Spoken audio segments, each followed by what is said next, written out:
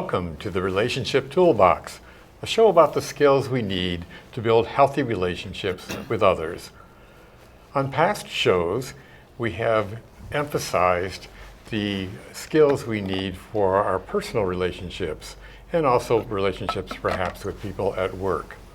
Today we're going to expand that to the working with the skills that we need to communicate with people in the community. So community relationships. So Marsha, could you share more with not only our guests here and introduce them, but also what do we mean by community relationships? Sure.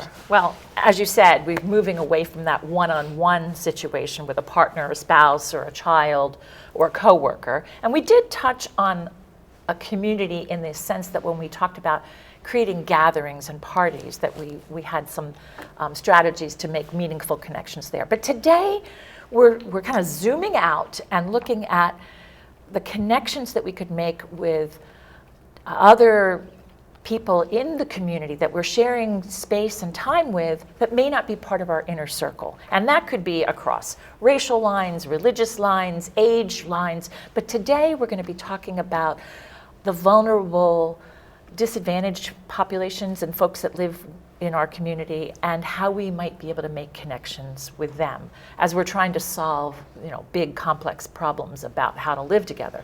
But in the meantime, we have two experts. They're technically called community resource specialists, and they work under the umbrella of Project Vision. And I'd like to welcome Taylor Cohen and Sequoia Dixon Woodard. And they are in the field almost every day, maybe every day, you can tell us, trying to make life better for the whole community, right? You work for the whole community, but specifically you spend a lot of time with people who are disadvantaged, right? So yes. Tell us what you do. So as a community resource specialist, our job is, we have a couple of different facets that we fill. One of the primary functions is to respond to calls for service that an officer wouldn't necessarily need to go to or shouldn't go to. There are just some calls where somebody's having a mental health crisis and an officer going on scene with that person may escalate, may turn into something deadly for the individual or the officer. And they can't do much if it's not a criminal act. They can, as people, have connections and be able to use their interpersonal skills, but it's not necessarily something that's in their role. What we can do is we can work with the person about what is currently creating that crisis, what can we do to connect to what services, what can we do right now to alleviate that crisis, whatever you're struggling with, and then we can move forward. And it, one, alleviates calls for service for the officers. It stops calls for dispatch having to field who's having a true criminal crisis. They could focus on those. Yeah, and we're able to do a little bit more like pre-planning, having appointments. We get releases of information signed, so we're able to speak on behalf of or advocate with. We're able to just provide more of a hands-on person for them. We can be more available than other services just because we don't have the workload or the caseload that, say, a case manager would have. We don't have 75 people that we have to meet each criteria with, have care plans for. It's who's in crisis right now, what can we do to alleviate it? We'll work with you for as long as you need until we get that crisis alleviated, and then we can let you live independently, and if you need us, we're still there. I would guess, too, that you get a different reaction coming in than a police officer would have, just by the fact that the police officer might be in a uniform that would signify something to someone in crisis that could trigger them. Yeah. Officers are known, well known. In media, in history, everyone knows what an officer is, and there are sometimes preconceptions that are negative and can cause people to escalate, especially if they're experiencing a state of reality that's not necessarily grounded in our reality. Yeah. They may view an officer in more of a media lens where whatever they've been consuming, that's what they're perceiving. So it's not always accurate, but with someone like us, we're not dressed like an officer. We really don't have the same presence as an officer. But you look official still. We do still look official, so there's still those boundaries that we're able to have professionally, but it's a little bit easier for us to engage and break down those barriers pretty quickly. So Sequoia, what kind of services? Taylor's saying you get people connected with services. What can you provide for them? Are you speaking as to what services we're connecting them to? Yeah. Okay. Well, mental health, counsel on aging. It depends on the person and their circumstances, because we're meeting the needs of that individual. So that can come to, if they're younger, maybe get them connected to Mentor Connector. It just really depends on the individual and what their needs are. We work closely with mental health, counsel on aging, Turning Point. There's a list of them. We've interacted with Catholic Charities. We try to at least reach out to every service provider in the county that we can, because that's where the needs are. So the folks that you're interacting with are pretty local, but the service providers are far-flung. Yeah, I mean, with Chitcher, there's a lot of locations like in Castleton or not West Portland, but Brandon. So we connect with those individuals as well, just because or services as well, because those individuals, even though they're based in Rutland, they might have their primary care provider might be in Brandon. Could you explain for our viewers too how this differs from, say, social work or mental health work or a case manager? What differentiates your service from theirs? So sometimes we will step into the role of what would be primarily thought of as social work. That's not something that we will necessarily claim. Vermont social work is a protected title. So I have a degree in social work, but Sequoia has a degree in forensic psychology. So she wouldn't necessarily be able to say that she is a social worker.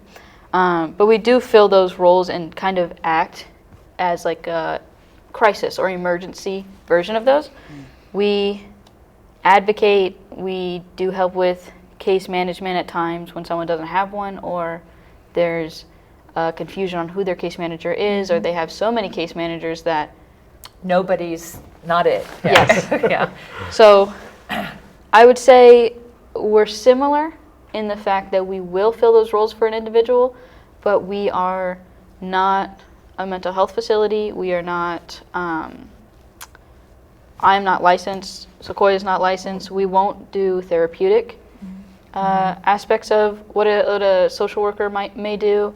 We also expand outside of what a social worker would do. So we sometimes do minor car accidents, or we will respond to welfare checks.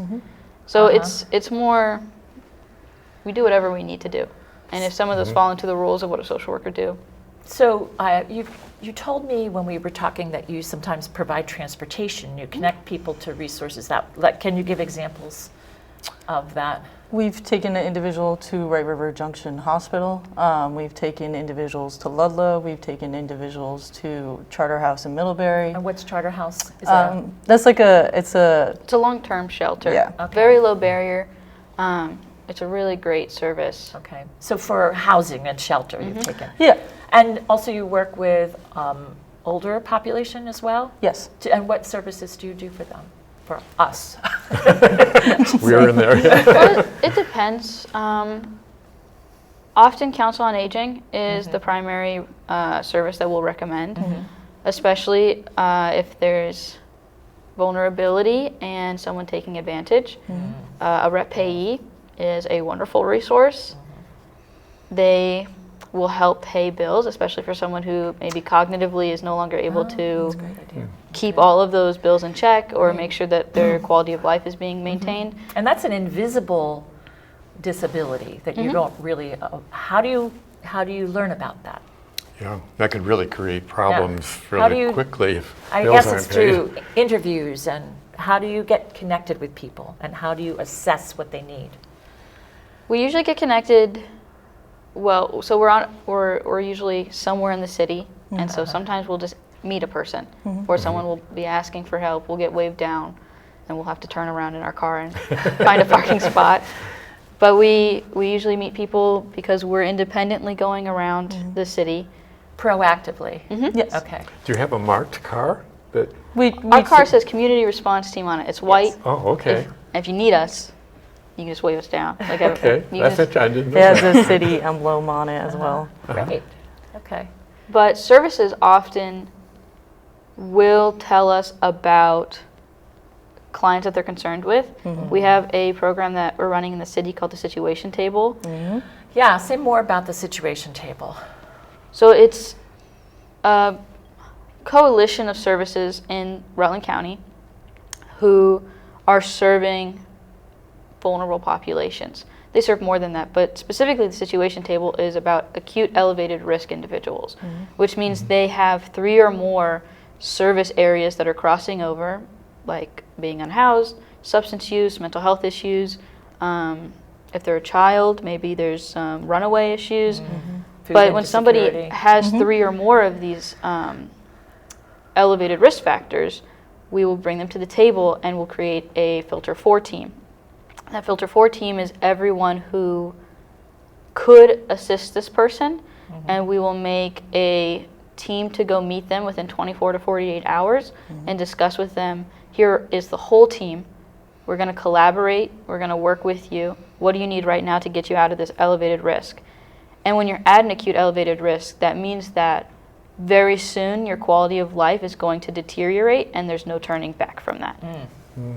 So how do you, I imagine people are in different crisis situations would have different reactions to this, and we're a show about skills and everything, and I'd be very curious about what skills you have perfected or worked with to be accessible to people and not have them become defensive or become skeptical of you, or fearful. how do you build trust and so forth with them so that you can be served the way you want to?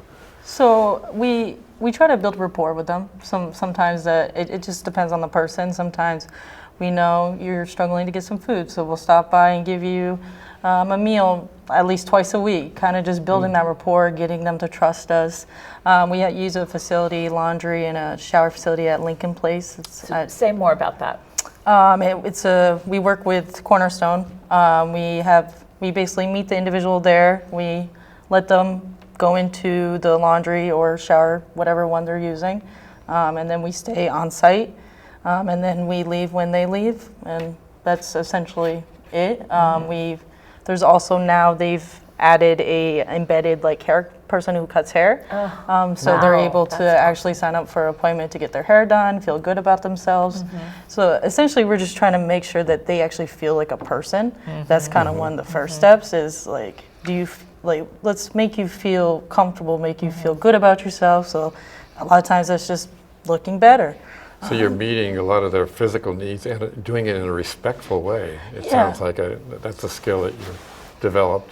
Any other things that you have for approaching them? We try to just talk to them like they're a regular person, you know? lot of active listening. You know, Active it's listening, just- yeah. Active listening, yeah. yeah, it's just really just talking to them like we're not trying to, we don't have an authority. We're here to help you. If you don't want help, we don't have to help you. We would like to help you. And it's kind of just approaching it like that. And a lot of times that is a lot of times they're like, oh, okay, you can't make me do something. No, you have all, if you want, Autonomy, yes, yeah. if you want to say yes, we can help you. If you don't, we don't have to. How But do you'll you come deal- back Yeah, and give them another chance. Always. Yeah. How do you deal then with a situation where there will be a consequence if they don't change or don't stabilize or something like that? How do you approach that? Well, in autonomy, right, you have the right to make mistakes. You have the right to fall and fail. And I think what our role is yes, you will fail. You will say no to a service you really, really need. And sometimes that is a lethal choice. But with us, you can say no as many times as you want. We're still going to be around. We're still going to be available to listen if that's what you need. We're still going to, if you call us saying you need clothes or you really need that shower, you got a job interview. If you're finally willing to take those steps, we're always going to be there. And even if you're not, even if you're still angry or you just need somebody to lash out on, we're still there. We won't engage if somebody's being overly aggressive, but we will never up. treat them like they have lost access. That's great. So you keep showing them that commitment to you have to these values, no matter what they're showing you. And it sounds like that's effective, that you keep doing that. You're persistent in saying, okay, not now, maybe later. A lot of times too, when we're interacting with client, even if we're called to like a scene to respond and give them something specific, even if we can't meet that specific need, we'll try to find another need that we can at least meet, and then we'll kind of go from there. Builds It's the just trust kinda- with them. Yeah, Yeah. essentially. So, what would you want to share with folks who do not have a lot of interaction and engagement, but are aware of disenfranchised, disadvantaged, vulnerable populations, either they're disabled, whatever? What would you think was important for us, them, to know so we could move away from a category of people and to humanize them with faces and stories? And what could you share with us from your experiences to help us move in that direction? I think what we had discussed a little bit earlier about how prideful they are of Rutland and Vermont, it was really kind of amazing. I'm not from Vermont, I'm from Nevada. And so coming into this role and interacting with so many native Rutlanders and Vermonters, regardless of vulnerability, there is this almost innate pride. When we are transporting someone to housing or a medical service, almost always that's where I had my first drink with my dad. That's where I met my wife. That's where I would hunt raccoons with my brother when I was a teenager. They know the surrounding towns and the city like the back of their hand. They can tell me where every building has changed, what part of the towns have changed. So they're deeply rooted in our yeah. community, in our state, and our And they region. love it. And they love it. Yeah. We have the capability of working with some services to provide transportation out of state if they are able to find permanent housing. And quite frankly, almost no one wants because they want to be here. to. Yeah. They have a community they've built too. They all look out for each other. Yeah. And they want to stay here. You know, this is their family, this is their home, this is their history, this is sometimes all they know, and This is they their feel connection. comfortable. Is that where a lot of your listening comes in, just to let them relate Yeah. all that to you? Sometimes we don't really need to speak. Sometimes somebody just wants to talk to us, and we're just there to listen, like you're saying. Sometimes we'll just let them. They just need somebody to talk to. Sometimes no one's listened in years or decades. Because they dismiss people, they talk at them, what, or they just, Yeah, I mean, they're invisible. sometimes, people have behavioral displays that are kind of frightening to somebody who isn't more knowledgeable of who the person is. So it's off-putting. Yeah. Or, they haven't taken a shower in a while. They're pushing a cart so people are able to identify that this person's unhoused. And then with that identification, it's pretty quickly, well, they might be using substances, they might have criminal involvements, and then, no one is super willing to talk to somebody Right. when they're making all of those assumptions. So if we're uncomfortable, just like in other situations where we might have conflict with people in our inner circle, sometimes we avoid because it makes us uncomfortable, or we have our own sense of security. Do you guys work together? For 2 days. Yeah. For 2 days you overlap, okay. And I'm sorry if that's offensive to No. call you guys. Two of you, okay. I meant that in a gender-neutral way, sorry. But, so you overlap for 2 days, so how does it work? When we're overlapping? Yeah. So today's an overlap Truthfully, day, right? it is probably easiest when we're together. When you're working with someone in crisis or in these very complex interpersonal struggles, it can be a bit of a challenge sometimes for appointments, pre-scheduled things that we're getting called for right now. People are calling us actively during the day with crises, so we have to respond to those as well. Sometimes there's just call for service. The other day, when I was alone, I got there were multiple found properties, a welfare check, and I had somebody calling my phone because they were in active crisis. Ugh. And Wow. so, How do you triage that? yeah, so when you're alone, you have to figure out which one are we going to first. Order of operations, yeah. But when there's two of us, it's a little bit easier to go, okay, this is what we're doing, this is what we're doing. Yeah, you take this, I'll take this. Yeah. And I imagine you can amplify each other and Yeah. in a situation as You well. mentioned that when you see, when the average person sees someone wheeling a cart, that immediately triggers certain types of thoughts about it.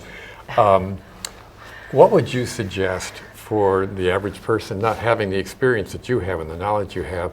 What questions should we be asking ourselves when we see someone, rather than making these assumptions and acting on those? What should we be asking ourselves? Why? I think is probably the best question. Why am I feeling this way? Why is this creating that reaction? Sometimes you're having the right reaction. I don't want to say that every time you feel uncomfortable or you feel like something's off, you're wrong and you're being biased. That's not true. I would say I am fairly young, and I live here alone, and I often do things alone in Rutland, and I've never been afraid. And I've never felt like like going to the plaza where a lot of individuals are right now. I've never felt like they're going to hurt me. Rutland is actually fairly safe. There's not a lot of, or any, random violent crime. Yeah. Which is very different from Nevada. But I think asking why, what's causing Yeah. that reaction, is it something implicit or is there something that you're actively seeing that's making you uncomfortable? And if something is making you uncomfortable, there's no reason to put yourself Be in cautious. potentially danger. But if it's an assumption you're bringing, maybe check that. Yeah. These are complicated problems that our community and our society are trying to solve. But in the meantime, I think it's really encouraging to know that you are trying to make day-to-day lives better for the folks that are suffering while we figure out food insecurity and mental health problems and housing. Other than being a community resource specialist, how can people help? Do some of these agencies need help? How do we elevate? How do we support the work of Project Vision? Come into the Project Vision meetings Okay. every second Thursday. And they're 12. broadcast too, aren't they? Yes, And PEG through TV, PEG TV. yeah, PEG TV I saw my broadcast. first Thank one you. there. That's good. So Yeah. they're open to the public, right? Okay. And for information and education, but are there places that people can plug in as well? Plug in what way? In terms of contributing Either to time the or money or yeah. Relevant the- Health has a food closet that I know.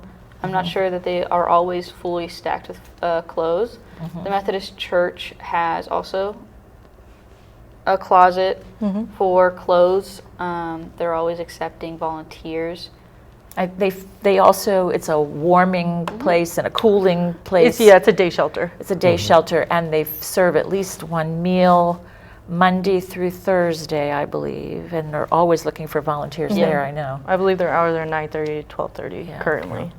I'd be curious in how you would respond. Say that on the street you're just talking, people don't know who you are necessarily, and you hear them start to make some very biased comments about the very population you're working with.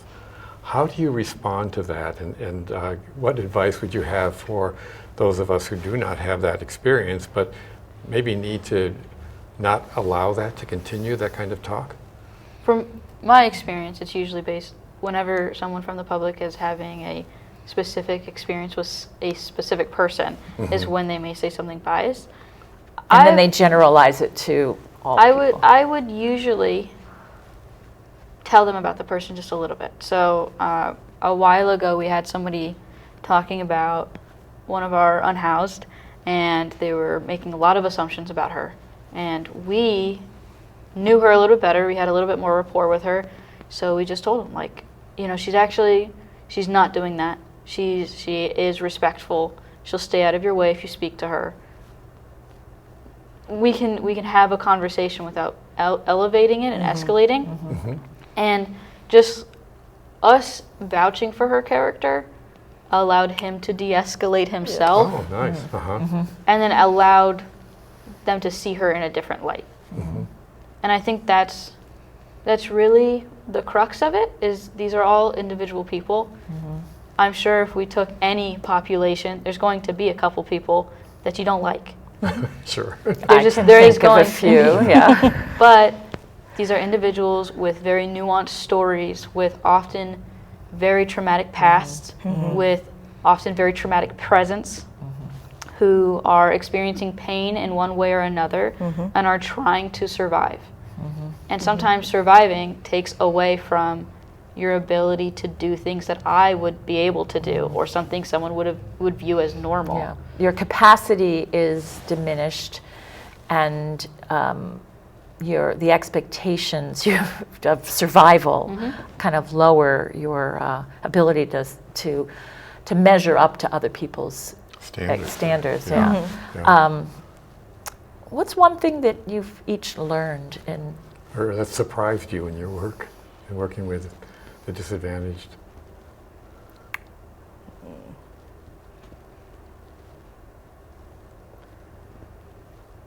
I always knew I was going to enjoy working within this population. That's why I came here after an intern.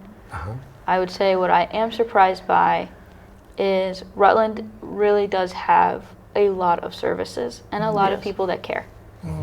Sometimes I think it's very hard to see because they're working in the background. You have a lot of case managers that are there, but you don't see them. And there is a lot of work being done, and Rutland has a lot of potential and a lot going for it. And I think sometimes that's forgotten because it's not as in your face. Yeah, I almost get a picture of almost like a airline terminal person working with all the airlines going, and they're keeping track of where they are, and then just getting messages to them so that they can work together and not. So I kind of get a picture of my mind as you as a hub almost of when the crisis happens, you're there and you just start figuring out who's in the area, who can help. I think I'm always surprised with how much community the individuals are within each other. How much they know about the other individuals. They can give us some insight, be like, hey, this person's not doing so well today. Can you please check in on them? I think I'm always surprised at how much they look out for each other, and they look to us for some guidance, even if maybe that's not exactly what that individual they're talking with wants, but they know that that person needs. We've had individuals who were reluctant to work with us, and then we're talking with them, and their friend hears what we're saying, and they're advocating for us as well to please, they're trying to help you, please engage with them. So they vouch for your character. Yeah, sometimes. That you're okay to deal with. Yeah. Cool. I know that I see folks with pets too. Do you have to do pet care? That is a much bigger barrier. There's not a lot of affordable pet care. And quite frankly, someone's pet is their life often. I know. That is their family. That is their one anchor. It's the one thing that they feel cares for them, and they can care for unapologetically. As I would feel as well. And It's sometimes a family member. when they're alone too, it's a source of protection as well. It's not just even, it makes them feel safe. So is that outside of your services? We try. We will try to find any service available. We've even gone out of the state for services before. If there's a service that we can find for you and it's accessible, we're going to access it. Wow. I think that is a great way to tie this program up. Thank you so much for being here. Thank you for being here. you for for talking having us. about Project Vision and the community resources. We'll see you next time on the Relationship Toolbox.